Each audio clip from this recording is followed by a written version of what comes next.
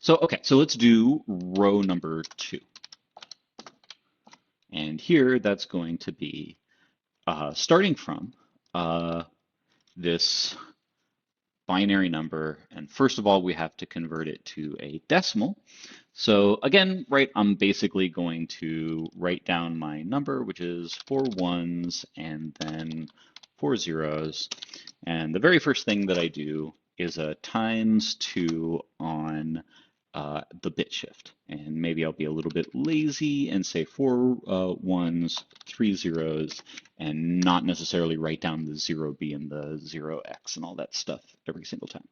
So that's that. Now, of course, right, we're going to do 1, 1, 1, 1, 0, 0, 0, right? So that's 4 ones and 3 zeros, and convert that into 2 times, and then the bit shift, 1, 2, 3, 4, 1, 2, and then 1, 2, 3, 4, 1, 2 is 2 times 1, 2, 3, 4, 1, 0.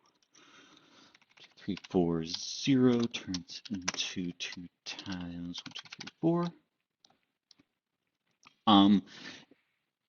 Now we could continue in the same basic process, but perhaps, right, if you get kind of handy with these things, then you might just know that if it's a block of 4 um, ones, like here, let's say, uh, well, one of the things that might be just worth kind of knowing is that, because it comes up a lot, is that a block of 4 bits can at most represent 2 to the 4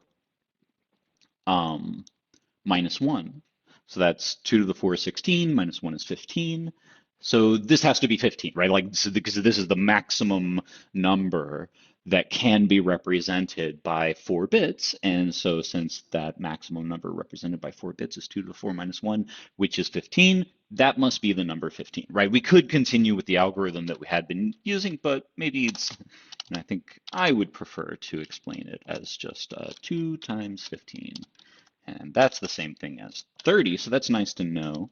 And so this must be 2 times 30, which is 60. And this must be 2 times 60, which is 120. And this must be 2 times 120, which is 240. And it would be nice to really double check and make sure that this is correct. What's the nicest way to check that I didn't make a mistake? I'm not terribly worried that I actually made a mistake, but let's just see. So if I come down here and say, jump into a Python? Huh, sure, okay. So I think if I write 0b 1111 240, great. So Python tells me right away that my calculation by hand was correct. Okay, now let's think about, so of course that was 3 to decimal. And so let's now do 1, 2, 3, and 2 hex.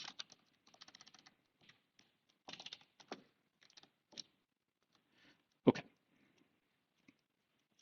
So 2 hex, that's really easy.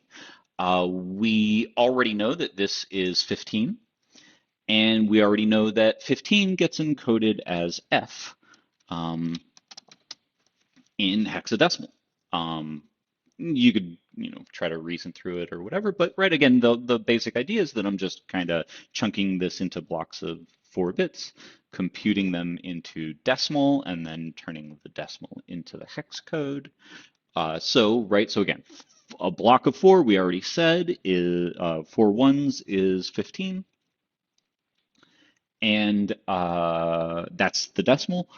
15 into hex, I clearly don't have it completely at my fingertips at all times, but I did just go through it earlier and tell you that 15 gets encoded as F.